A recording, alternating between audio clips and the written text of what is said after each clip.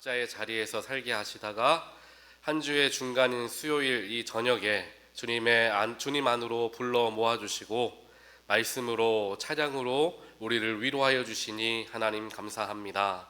언제나 우리는 하나님의 도우심과 인도하심 없이는 온전하게 살아갈 수 없는 존재들임을 늘 기억하고 겸손하게 살아가는 우리 모두가 되게 하여 주시옵소서.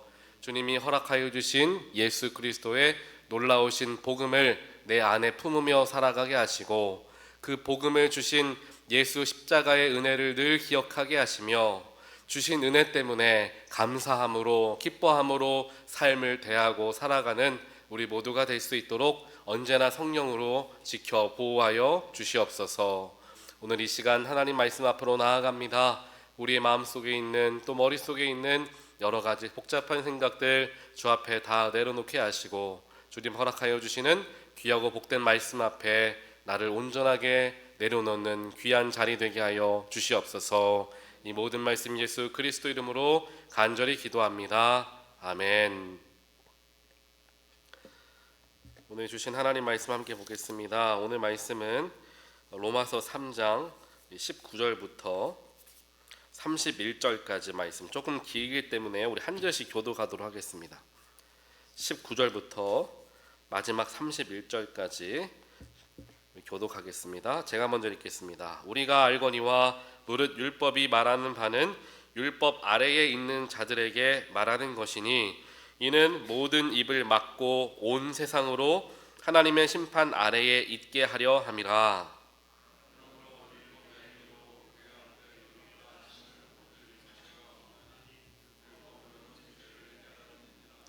이제는 율법 외에 하나님의 한 의가 나타났으니 율법과 선지자들에게 증거를 받은 것이라.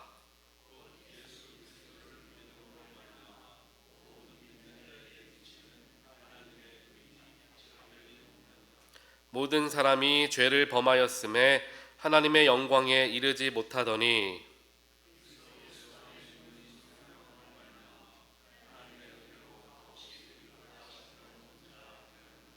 이 예수를 하나님이 그의 피로써 믿음으로 말미암는 화목제물로 세우셨으니 이는 하나님께서 길이 참으시는 중에 전에 지은 죄를 간과하심으로 자기의 의로우심을 나타내려 하심이니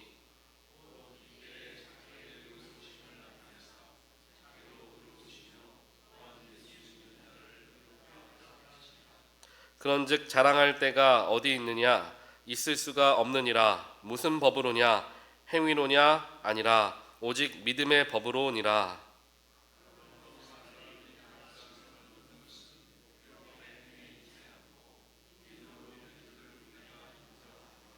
하나님은 다만 유대인의 하나님이시냐? 또한 이방인의 하나님은 아니시냐? 진실로 이방인의 하나님도 되시느니라.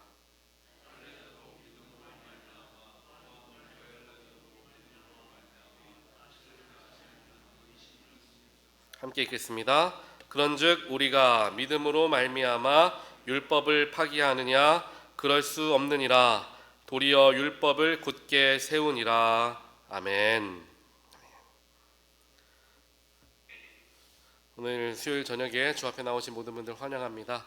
자리가 좀 많이 비어 있는 거 보니까 축구를 이제 보시는 분들도 계시리라 생각을 합니다. 그래서 아마 이 미국에 있는 수요 예배를 하는 한인교회 목사님들 다들 고민했을 거예요. 이걸 어떻게 해야 하나? 예배를 미뤄야 되나? 당겨야 되나? 뭐 예배 중에 월드컵을 봐야 하나? 아마 많이 고민들을 하셨을 것 같아요. 제가 저도 역시나 어떻게 해야 되나 고민을 했는데 고민을 한 시간이 그리 많지는 않았습니다. 왜냐하면 이제 하나님 앞에 나와 예배하는 것을 더 원하시고 기뻐하시는 분들이 분명 계실 테니까 이제 그분들을 위해서 예배를 그냥 정시하는 게 이제 맞다라는 생각을 했고요. 혹시 월드컵을 보시느라 오늘 예배 못 나오셨다고 제가 나중에 불러다가 뭐라고 하지 않으니까요. 여러분들 이렇게 얘기하면 다음번 월드컵이랑 이럴 때 또 안 나오시는 건 아닌가 걱정이 되지만요. 아마 이 자리에 오신 분들은 여러 가지 영적 책임감 혹은 여러 가지 하나님을 사랑하는 마음 등으로 이 자리에 모이셨으리라 생각을 합니다. 지난 일주일 동안 제가 여러분들 많이 기도해 주셔서 연회에 잘 다녀왔습니다. 이제 저도 처음 가본 데예요. 그러니까 그 지역은 가봤죠. 매년 거기 사니까요. 그 팜스프링스를 지나면 그 앞 더 들어가면 인디안 웰이라는 데가 있어요. 그 지역보다 더 들어가면 라 퀸타라는 지역이 있습니다. 라 퀸타라는 호텔 이름 들어보셨죠? 저는 그냥 이름인 줄 알았는데 그게 지역 이름이더라고요. 그래서 라 퀸타에 있는 리조트에서 이제 연회를 이제 진행을 했습니다. 연회에 대략 한 1000여 명의 사람이 모여서 그 연회를 이제 토요일 오후까지 이제 하게 됩니다. 많은 분들이 함께 모여서 여러 가지 예배를 드리고 또 함께 여러 가지 결정들을 하는 그런 귀한 시간을 가졌는데요. 올해는 특별하게 어려운 결정들을 내린 것은 없고요. 일반적인 결정들만 하게 됐습니다. 제가 목회 칼럼에도 썼지만 거기가 날씨가 120도 정도 올라가더라고요. 굉장히 더워요. 굉장히 더워서 낮에 잠깐 이제 왔다 갔다 하는 것만으로도 굉장히 진이 빠지고 힘든 그러한 날씨를 이제 보면서 정말 덥다라고 생각을 했습니다. 그러다가 이제 모든 일정을 마치고 토렌스에 돌아오니까 이렇게 시원할 수가 없는 거예요. 너무나 시원한 거, 바람이 너무나 시원하고 얼마나 좋은 동네에 내가 사는지 다시 한번 생각을 해보게 되었던 것 같습니다. 그렇게 제가 연회를 마치고 나서 지난 주일에는 우리 구진모 목사님께서 오셔서 귀한 말씀 전해주셨다라고 제가 소식도 들었고 예배 영상도 잘 봤습니다. 그래서 저는 말씀을 전하지 않을 때에 교회에 나와 있는 것도 물론 중요하겠지만 또 이런 기회에 다른 교회를 제가 직접 탐방하면 훨씬 더 우리 교회에게도 좋지 않을까라는 생각에 한 교회를 탐방하게 됐어요. 어느 교회냐? 남가주 새누리교회에 탐방을 하고 왔습니다. 그 한인타운에 함남체인 맞은편 길 건너편에 있는 새로 지은 건물에서 예배하는 교회예요. 제가 그 교회를 선택한 이유는 여러 가지가 있는데 그게 뭐였냐면 일단은 너무 큰 교회는 피하자라는 생각이었어요. 너무 큰 교회는 이미 수많은 시스템이라든지 수많은 사람들이 자리를 채우고 있기 때문에 배울 것이 그렇게 지금 당장의 우리 교회 형편으로 배울 수 있는 게 그리 많지 않을 거다라는 생각을 하게 됐습니다. 또 두 번째로는 좀 어느 정도 규모가 되어도 한 500명 정도, 600명 정도 되는 교회인데 너무 연령대가 높은 교회는 좀 피해보자라는 생각으로, 그래서 반대로 조금 젊은이들이 모이는 교회를 가보자라는 생각으로 남가주 새누리교회를 정하게 됐어요.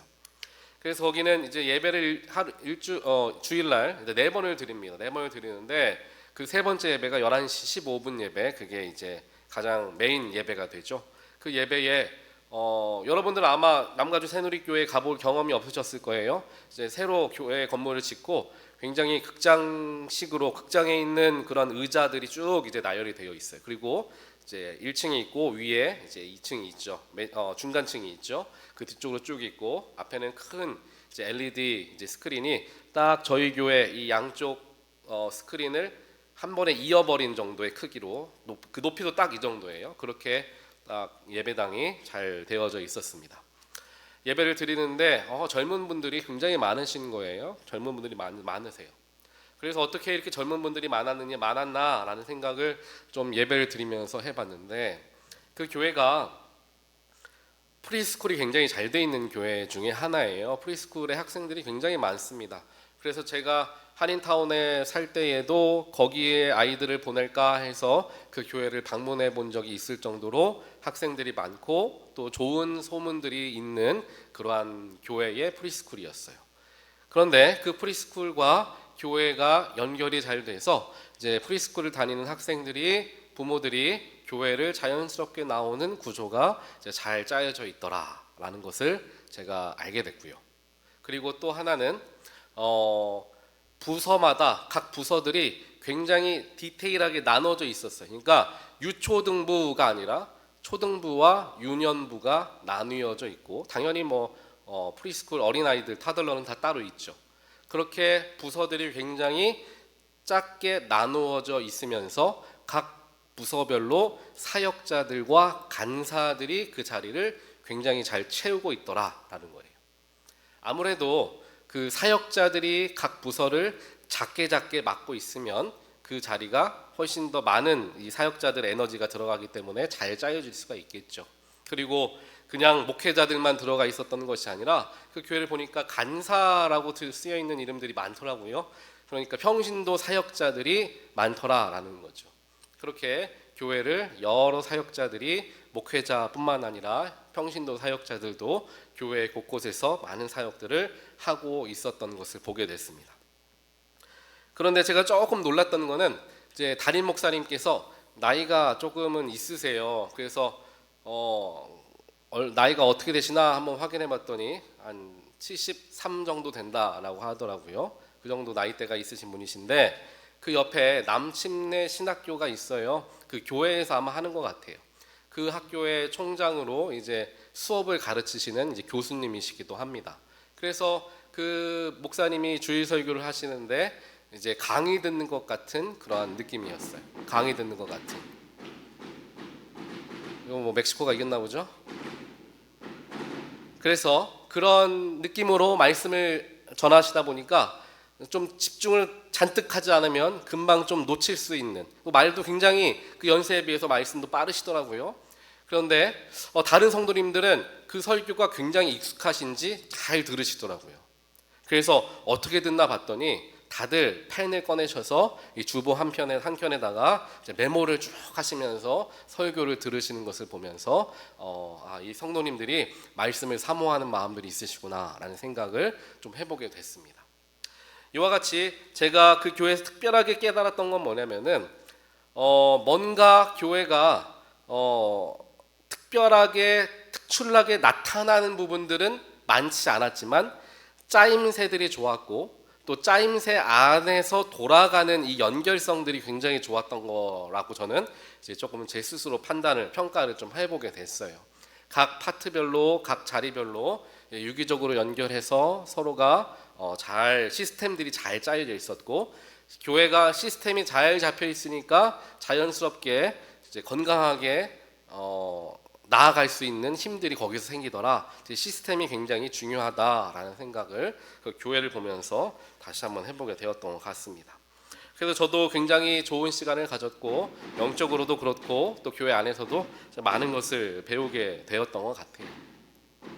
그러던 와중에 이제 수요일이 가까워 오니까 제가 오늘 말씀을 준비를 하면서 제가 요즘에 많이 고민했던 내용의 말씀인데 그 말씀이 오늘 로마서 3장에서 이야기하는 말씀과 이제 맞닿아 있었습니다. 제가 고민하던 것과 이제 오늘 말씀을 준비하면서 이 말씀에 나와 있는 부분들이 굉장히 이제 비슷한 것을 발견하면서 하나님께서 어느 정도 제가 고민하고 기도하던 부분에 대한 응답을 주셨다라는 생각을 제가 해보게 됐어요. 그것이 무엇이냐? 바로 오늘 로마서 3장에서는 우리가 전체를 다 읽지는 않았지만 19절부터 31절 한 절반 정도를 우리가 후반부를 이제 3장 후반부를 읽고 있습니다.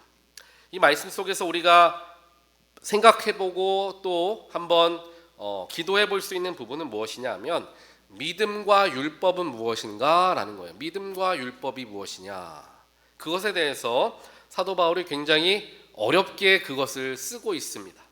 여러분들도 저와 같이 말씀을 읽었지만 한 번 읽어서는 절대로 이게 이해가 되지 않아요. 여러 번 읽어야 하고 읽어보면서 자꾸만 찾아봐야지 좀 어느 정도 그림이 그려지는 그렇게 어려운 말씀이다라는 거예요. 저랑 같이 한번 쭉 풀어가면서 살펴보도록 하겠습니다. 19절부터 이제 어떤 이야기를 하느냐 하면 하나님께서 율법을 주셨고 율법 아래에 있는 사람들, 즉 율법을 말하고 지키는 사람들에게 하나님이 심판을 허락하시는데 율법이 심판의 기준이 된다, 그 이야기를 하는 거예요. 즉 하나님께서 구약 시대에 율법을 주셨고 그 율법이 유일한 심판의 기준이 되었다라는 것을 의미하는 거죠. 그러면서 20절에 보니까 그런데 그 율법은 행위의 많은 부분이 율법 안에 들어가 있다라는 얘기를 하는 거죠. 율법을 지킨다라는 것, 율법을 준수한다라는 것, 율법을 따른다라는 것이 행위랑 굉장히 깊이 연결이 되어질 수밖에 없는 구조였다라는 것이죠. 그러다 보니까 행위라는 것은 다른 사람들 눈에도 쉽게 보여지는 부분이기 때문에 이 사람이 율법을 잘 지키는 사람이냐 안 지키는 사람이냐가 금방 눈에 보여질 수밖에 없는 구조다라는 겁니다. 그러면 그 구조 안에서 어떠한 일이 일어날까요? 당연히 율법을 잘 지키는 사람들은 다른 사람들에게 칭찬을 받거나 존경을 받겠죠. 하지만 율법을 완전하게 지키지 못하는 사람, 혹은 율법을 놓치고 실수하는 사람들은 금방 하나님을 잘 믿지 못하는 사람, 하나님을 섬기지 않는 사람이라고 금방 손가락질을 당하며 정죄 당할 수밖에 없는 구조가 율법 아래에 있을 때였다. 그 이야기를 사도 바울이 하는 거예요. 하지만 그렇다고 사도 바울이 율법을 완전히 폐해야 한다, 율법은 무익한 것이다 라고 말하지 않습니다. 왜냐하면 율법이 주는 유익이 있기 때문이에요. 그 율법이 주는 유익이 무엇이냐? 그게 20절 후반부에 나옵니다. 20절 후반부를 보면 이렇게 기록하죠. 율법으로는 죄를 깨달음이니라 라고 얘기해요. 율법을 통하여서 우리는 죄를 깨닫는다. 하나님 율법을 이제 하나님 말씀으로 우리가 바꾸어서 생각해 볼 수가 있을 거예요.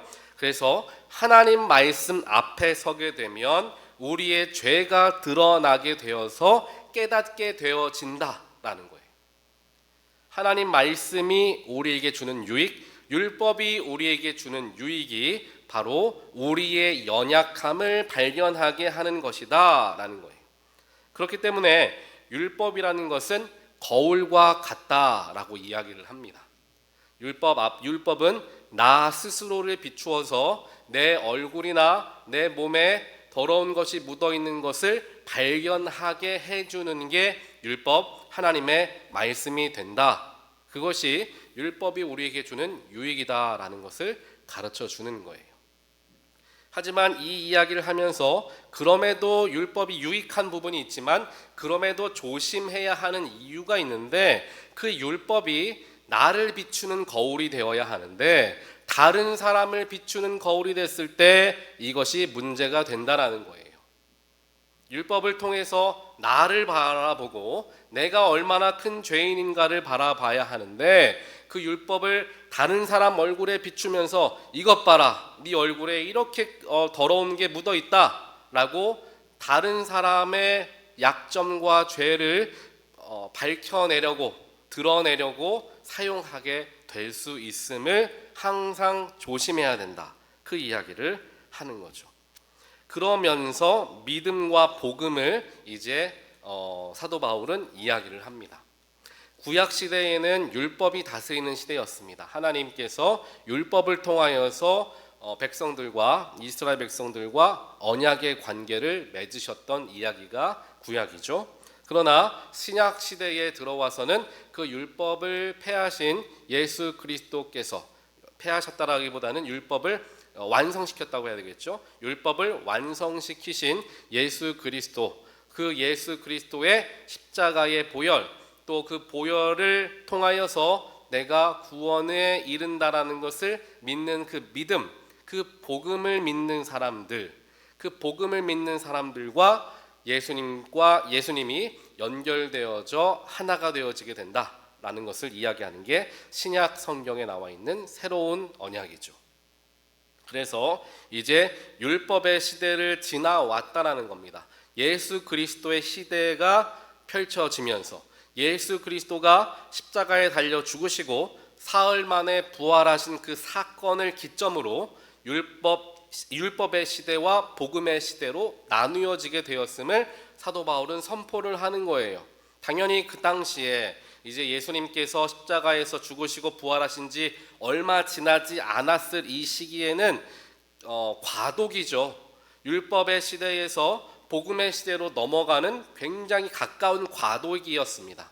그러다 보니까 그 과도기가 굉장히 어렵게 그리스도인들에게도 어려운 신학적 주제가 되었고, 그 주제 때문에 교회가 나뉘어지거나 파가 나뉘어지는 일들이 굉장히 많았던 거죠. 지금 2000년 후를 살아가는 우리들도 율법과 복음 앞에서 균형을 잡기가 어려운 게 사실인데, 그 당시에 구약 시대에 가까웠던 그 시대에 살아갔던 사람들은 아마 우리가 상상하는 것 이상으로 굉장히 큰 어려움을 겪고 있었을 거예요. 그것을 사도 바울은 그 율법과 믿음의 관계, 율법과 복음의 관계를 이제 하나로 묶어서 함께 잘 이제 설명하게 되는 말씀이 로마서에 담겨져 있는 말씀입니다. 그러면서 이제 21절에 나오죠. 이제는이라고 얘기해요. 이제는 뭐냐면 바로 예수 그리스도 시대 이후, 예수 그리스도께서 죽으시고 부활하신 그 사건 이후 그것을 이야기하죠. 그래서 이제는 율법 외에 하나님의 한 의가 나타났으니 율법과 선지자들에게 증거를 받은 것이라. 그게 바로 누굽니까? 예수 그리스도를 이야기하는 거예요. 그래서 이제는이라는 것은 이제 과거에 율법에 다스려졌던 그 시기를 넘어서서 예수 그리스도의 시대가 열리게 됐다. 우리는 새 시대를 살아가는 사람들이다라는 것을 가르쳐주는 그들에게 가르쳐주는 선포를 이제 사도 바울이 이제 21절에서 하는 겁니다. 그러면서 이 믿음이라는 것을 조금 더 깊이 이제 풀어가는 거예요. 믿음. 아마 많은 분들이 생각을 해볼 거예요. 믿음은 무엇일까라는 생각을 해봐요. 믿음은 무엇일까? 우리가 생각하는, 그리스도인들이 생각하는 믿음은 무엇일까요? 여러분들 믿음이 무엇을 믿는 믿음입니까? 여러분들은 나는 믿음이 있습니다 라고 이야기하거나 나는 믿음을 끝까지 붙들겠습니다 라고 표현하실 때 그 믿음이 정말 뭐라고 생각을 하십니까? 이 믿음이라는 것이 우리가 어떻게 삶에서 경험하느냐에 따라서도 해석이 달라지고 우리가 가지고 있는 가치관에 따라서도 해석이 다 달라질 수가 있어요. 그런데 그 믿음을 우리가 조금 더 깊이 있게 생각해 볼 필요가 있다라는 거죠.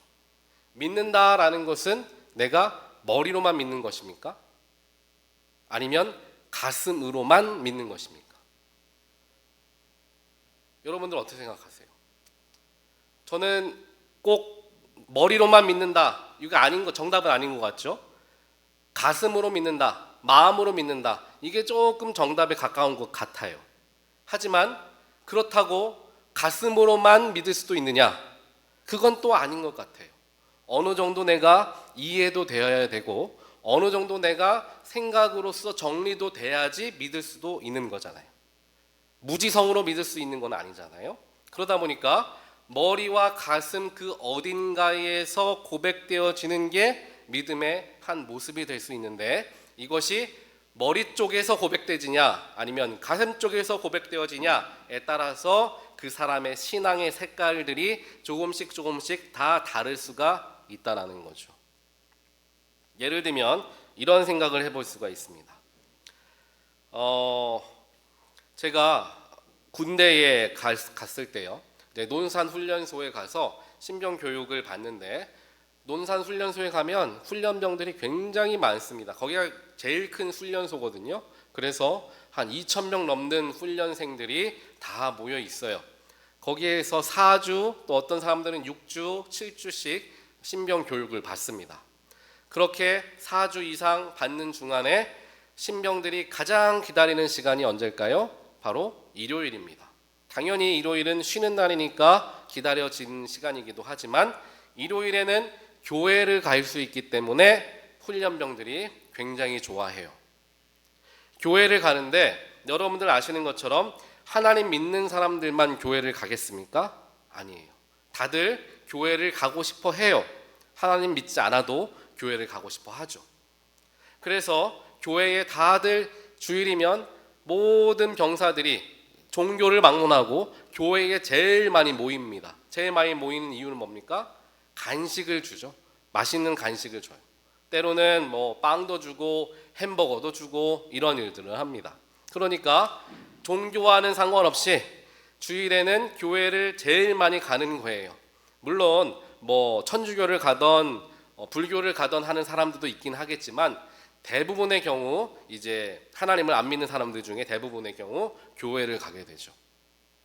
그렇게 교회를 가면은 교회에서 굉장히 큰 다른 세상에 있는 사회에 있는 그 교회에 성도들과 목사님이 이제 그 군 부대의 교회에 찾아오셔서 예배를 집례를 하시는 거예요.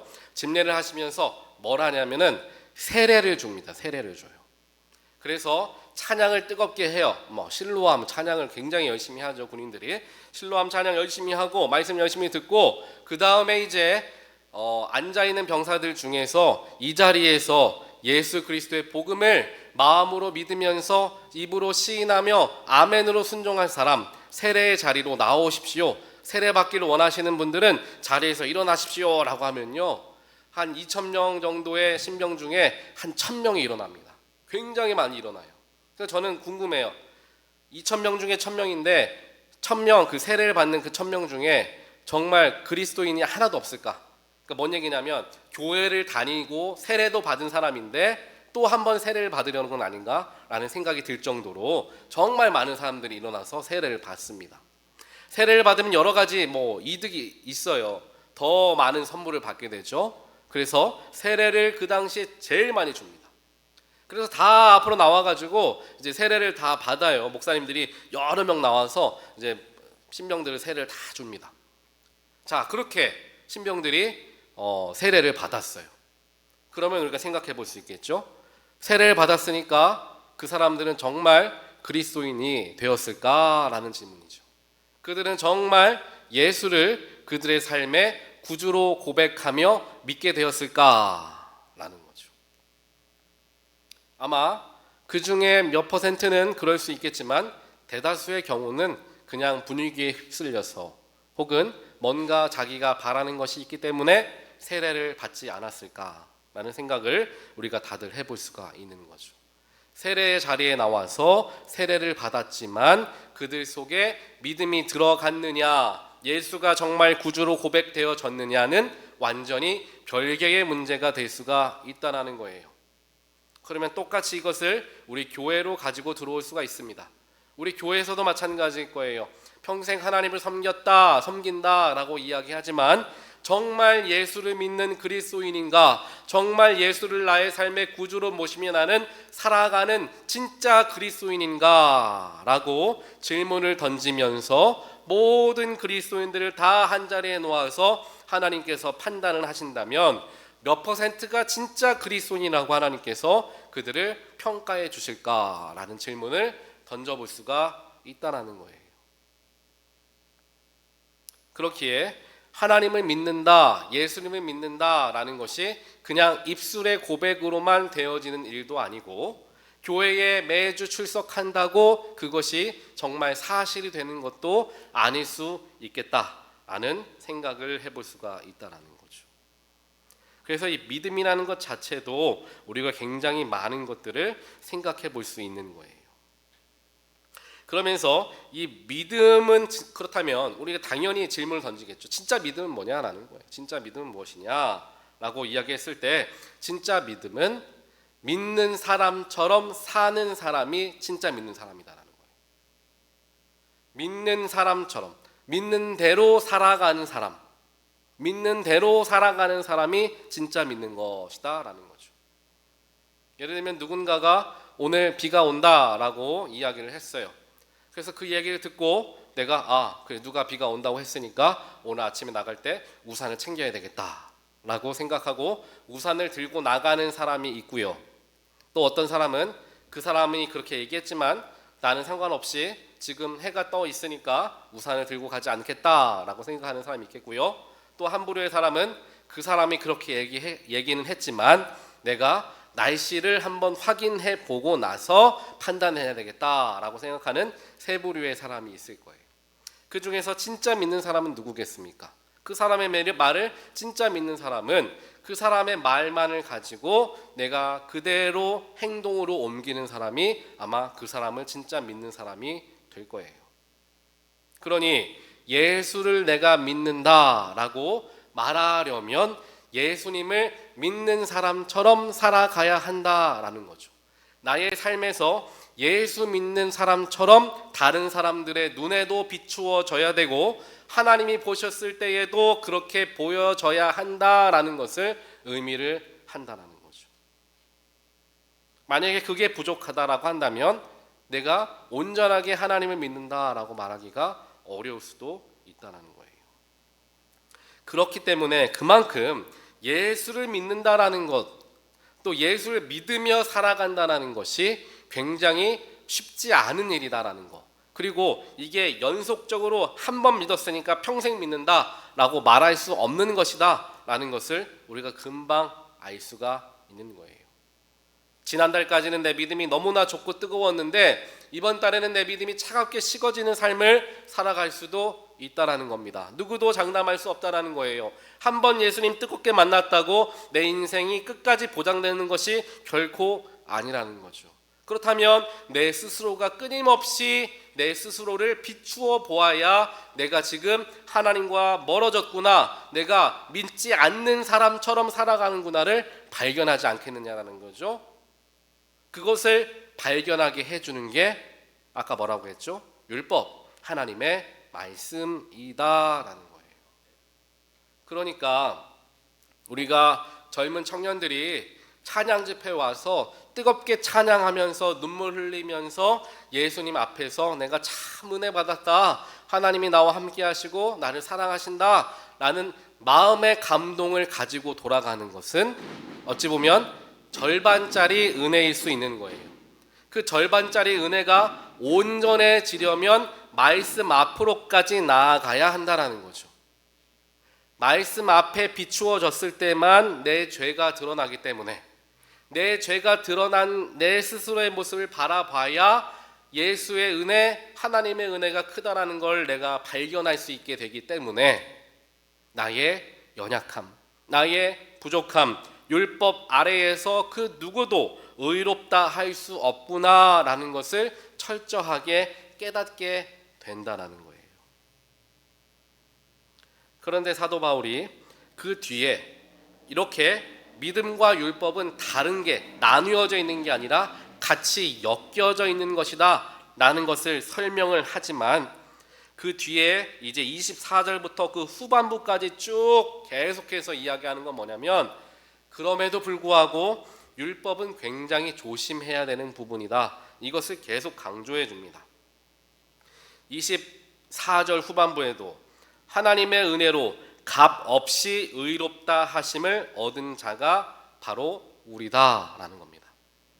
율법을 잘 지켜서 거룩해서 다른 사람들에 비해서 내 믿음이 더 깊어서 내가 뭔가 죄를 덜 져서 내가 의롭게 된 것이 아니라 예수님의 십자가를 믿었다라는 것 하나 때문에, 율법을 보았을 때 나는 큰 죄인이지만 예수님의 피를 내가 믿음으로 말미암아 값 없이 의롭다함을 입은 사람들이다. 이것을 여러분들 꼭 기억하십시오. 사도 바울은 강조하고 또 강조하고 있는 거예요.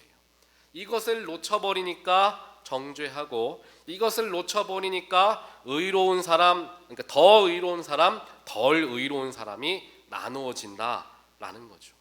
그것 때문에 큰 문제가 일어나고 있지 않은가라고 로마 교회 교인들에게 이야기하지만, 이 문제는 지금 이 시기에도, 지금 이 순간에도 똑같이 일어나고 있는 일이다라는 거예요. 율법 때문에 누군가를 정죄하는 것, 내가 더 의롭고 내가 더 선하고 내가 더 믿음이 좋고 라고 여기며 다른 사람들을 판단한다라는 것은 율법을 통하여 나를 바라보는 거울의 역할을 율법이 하는 것이 아니라 율법을 가지고 다른 사람을 비추어내는 것과 동일한 일이 될 수밖에 없다라는 겁니다. 하지만 우리가 가장 중요한 시작점은 말씀 앞에서 시작이 돼요. 왜냐하면 제가 여러 번 설교 시간에 말씀을 드렸지만, 예수 그리스도를 믿고 구원의 자리에 이르게 되는 첫 번째 단계가 내 죄를 발견하는 자리다, 그 말씀을 여러 번 드렸습니다. 그렇기 때문에 내 죄를 발견하게 되면서, 그래, 이제까지 내가 죄인처럼 살아왔구나, 내가 더 거룩해져야 되겠다, 이것이 첫 번째 단계예요. 복음 안으로 들어가는 첫 번째 단계입니다. 그러니까 믿음의 첫 단계에서는 이 거룩함이 중요해요. 거룩함을 이루는 게 중요합니다. 하지만 그 믿음의 첫 단계를 넘어서게 되면 거룩함에만 머물러 있는 것이 아니라 성숙함에 이르게 되려고 노력을 기울여야 한다는 거죠. 이게 무엇이냐, 무슨 말이냐 하면 뭔가 거룩하다라는 것을 지키기 위해서는 우리는 경계를 쌓아야 해요. 그래서 그 경계 안에 있는 사람들은 거룩한 사람, 경계 밖에 있는 사람들은 거룩하지 않은 사람으로 나누어지게 될 수밖에 없습니다. 이것이 사실이에요. 하지만 제가 아까 말씀드린 것처럼 이것은 믿음의 첫 단계의 모습이 된다라고 말씀드렸어요. 그런데 이 믿음의 첫 단계를 넘어서서 성숙의 자리로 나아가게 된다라고 한다면 이 경계를 더 단단하게 만드는 삶을 살아가는 것이 아니라 경계 너머서에 있는 사람들을 조금씩 이해하려는 마음을 갖게 되는 게 성숙의 자리로 나아가는 사람의 모습이 된다는 것이고, 바로 예수님이 그와 같은 일들을 하셨다라는 것을 우리는 말씀을 통해 배웁니다. 예수님께서는 가늠한 여인을 두고도 그녀를 용서해 주셨죠. 다른 사람들이 돌을 던져서 가늠한 여인을 쳐 죽이려고 했던 것, 율법에 나와 있는 대로 하는 일입니다. 거룩함을 지키기 위해서 꼭 해야 하는 일이었던 거죠. 하지만 예수님께서는 율법에 그렇게 적혀져 있었지만 그 여인을 오히려 용서해 주시죠. 그리고 마지막에 예수님을 십자가에 못 박아라 라고 외쳤던 사람들을 두고 어떻게 저 사람들이 나에게 침을 뱉으며 나를 십자가를 지게 할 수 있느냐, 저 사람들 다 죄인이다 라고 예수님께서는 말씀하시지 않았고 저들을 오히려 용서해 달라고 하나님 아버지께 기도했던 예수님의 모습, 수많은 예수님의 공생애의 이야기들을 살펴보면 예수님은 율법에 머무르신 분이 아니라 율법을 넘어서 계셨던 분이라는 것을 우리가 금방 알게 된다는 거죠. 그래서 성숙한 그리스도인은 첫 번째 단계, 거룩함의 경계를 세우는 단계를 넘어서서 다음 단계로 점점점 나아가는 길에 들어가게 된다. 그것이 예수님을 닮아가는 길이요, 예수님이 우리에게 가르쳐 주신 길이다 라는 것을 우리가 금방 알 수가 있게 되는 거죠. 그래서 사도 바울도 바로 이 율법이라는 것이 내가 뭔가 자랑하기 위한 도구가 아니라 내 스스로를 들여다보게 하고 내가 연약하다라는 것을 깨닫게 하는 도구가 된다, 반대의 도구가 된다라는 것을 분명하게 가르쳐주고 있다라는 겁니다. 그래서 오늘 로마서 3장 말씀 우리가 쭉 살펴봤는데요, 이것은 뭐 설교 1시간 우리가 같이 나눈다고 우리의 삶에서 딱 정리되는 부분은 아닙니다. 왜냐하면 굉장히 어려운 부분이기도 하지만요, 내 삶에서 계속해서 갈등이 일어나는 수밖에 없는 주제이기도 합니다.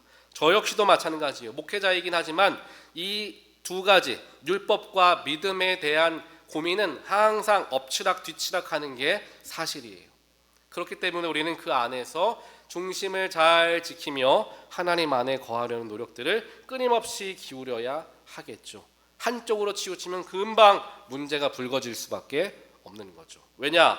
오늘 말씀 후반부에도 나오죠. 그러면 믿으면 다니까 율법은 필요 없는 겁니까? 믿기만 하면 된다면서요. 이런 질문을 하는 사람이 나오는 거예요. 이거 완전히 믿음에 치우친 사람이죠. 거기서 사도 바울은 31절에 우리가 그럴 수 없다, 믿음으로 말미암아 율법을 파기할 수 없다, 도리어 율법을 굳게 세우는 게 믿음이다. 이제 믿음과 율법의 상관관계를 굉장히 잘 표현하고 있는 거죠.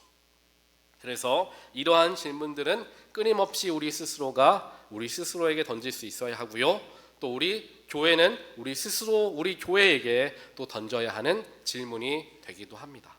이러한 질문들에 대해 대답하고 또 질문을 던지는 과정 속에서 우리가 점점 더 성숙해지게 되는 것이죠. 우리 오늘 말씀을 기억하시면서 우리 찬양을 같이 한번 하면 좋을 것 같아요. 이제 이 찬양은 오직 믿음으로라는 찬양이긴 하지만 뭐 오늘 말씀하고 딱 맞는 찬양이라고 말하기는 좀 어려울 수 있지만요, 이 부분에서 맞는 것 같아요. 세상이 나를 뒤흔들고 세상의 여러 일들이 나를 하나님으로부터 멀어지게 만드는 그 순간에도 나는 그 믿음, 주님을 향한 믿음을 놓치지 않겠습니다 라는 고백은 오늘 말씀과 맞닿아 있습니다. 그래서 오늘 이 찬양을 함께 고백하면서 하나님, 세상은 변화하지만 하나님의 말씀과 또한 주를 믿는 믿음은 결코 변하지 않습니다. 우리 함께 고백하는 시간 갖겠습니다.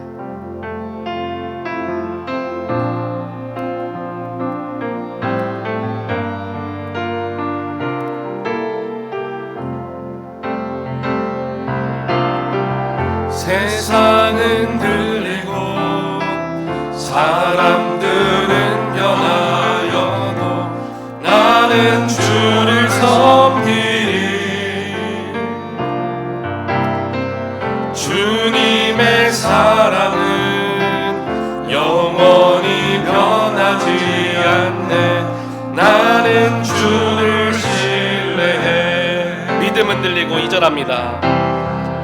믿음은 들리고 사람들 주를 떠나도 나는 주를 섬기리.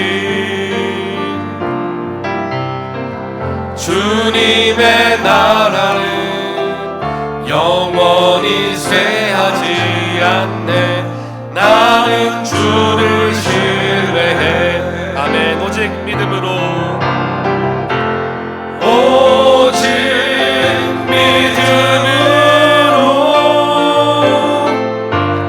믿음으로 내가 살리라. 오직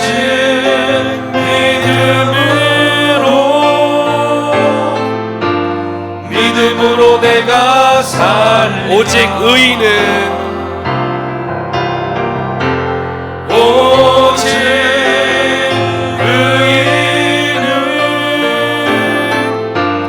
믿음으로 말미암아 살리라.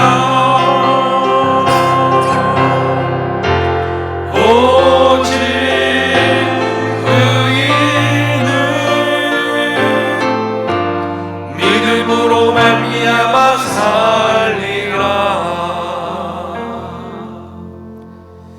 세상은 계속해서 우리의 마음을 흔들고, 흔드는 건 어떻게 흔드느냐? 쉽게 흔듭니다.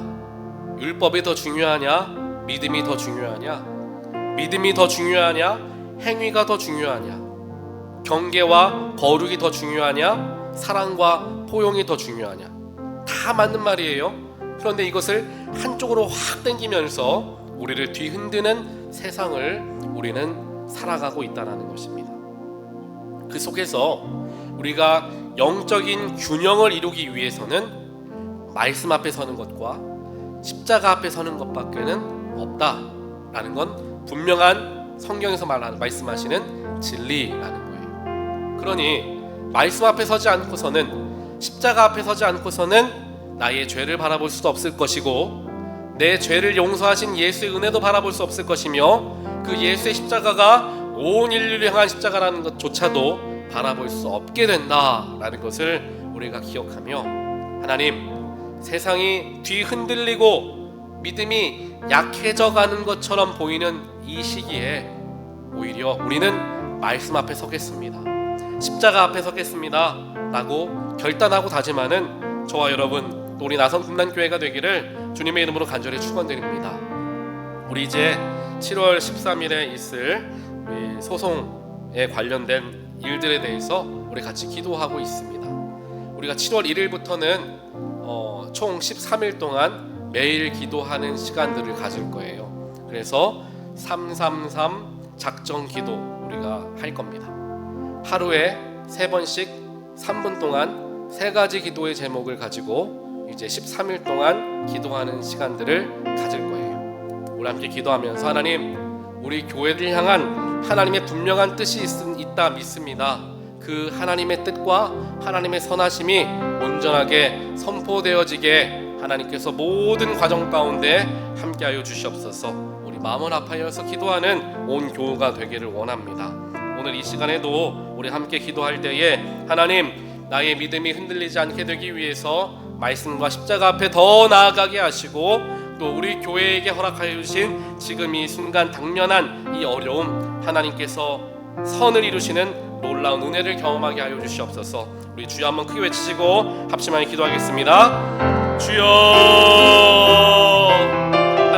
하나님 감사합니다. 오늘 말씀을 통하여서 우리가 거룩해져야 하는 것과 또한 서로 포용하고 용서하며 사랑해야 하는 것, 그 중심을 지키는 것이 결코 쉽지 않은 일임을 다시 한번 보게 되었습니다. 그런 어려움 속에서 우리가 균형을 이루고 영적으로 건강하게 성장하기 위해서 반드시 필요한 것은 하나님의 말씀이요 십자가의 은혜임을 우리가 다시 한번 오늘 로마서 3장 말씀을 통하여 배우게 되었습니다. 우리의 일상이 바로 이와 같이 연결되어져 말씀을 사모하게 하시고 십자가의 은혜를 늘 기억하는 우리 모두가 되게 하여 주시옵소서. 하나님, 또한 우리 나성 금란교회가 당면한 기도의 제목 주님 아십니다. 듣고 계시는 줄 믿습니다. 하나님, 7월 13일에 있을 모든 과정 가운데 하나님께서 이제까지 역사하신 것과 같이 앞으로도 일하여 주시고 온 성도가 합심하여서 마음을 다하여서 기도의 자리로 나아갈 때에 그 기도가 하나도 땅에 떨어지지 아니하고 하나님께 온전하게 상달되어지고 연락되어지는 놀라운 기도가 되게 하시며 하나님의 놀라우신 뜻이 선포되어져 응답으로 이루어지는 아버지 그런 기도들이 되어질 수 있도록 하나님 역사하여 주시옵소서. 하나님 감사합니다. 오늘 이 시간 하나님 말씀 앞에 서게 하시고 나를 바라보게 하시고 나의 부족함을 다시 한번 깨우치게 하시니 하나님 감사합니다. 말씀을 믿고 또한 믿음으로 살아간다 라는 것으로 때로는 내 스스로가 교만해졌고 때로는 그 교만함으로 타인을 정죄할 때도 있었습니다. 하지만 하나님 말씀 앞에, 율법 앞에, 또한 복음 앞에 그 누구도 온전할 수 없음을 주님은 우리에게 끊임없이 말씀을 통하여 가르쳐주고 계십니다. 오늘도 그 십자가의 은혜로 말미암아 부족하지만 때로는 교만하지만 때로는 연약하지만 주 앞에 나아가 십자가의 은혜로 다시금 정결해지고 다시금 겸손해져야 함을 배우게 되었으니 우리의 삶으로 연결되어져 믿는다 라고 말하는 사람이 아니라 믿는 사람처럼 사는 사람들 되어질 수 있도록 주여 축복하여 주시옵소서. 또한 우리 교회가 기도하고 있는 기도의 제목 주님 아십니다. 주님, 하나님의 선하심과 하나님의 은혜가 그 모든 과정 가운데 함께하게 하여 주시어서 우리 교회가 더욱더 믿음으로 굳건하게 서게 하시고 또한 하나님이 허락하여 주신 놀라운 소망과 놀라우신 계획이 우리 교회를 통하여서 반드시 이루어지게 될 것임을 믿고 나아가는 우리 모두가 되게 하여 주시옵소서. 이제는 나를 위하여 십자가 지신 예수 그리스도의 놀라우신 은혜와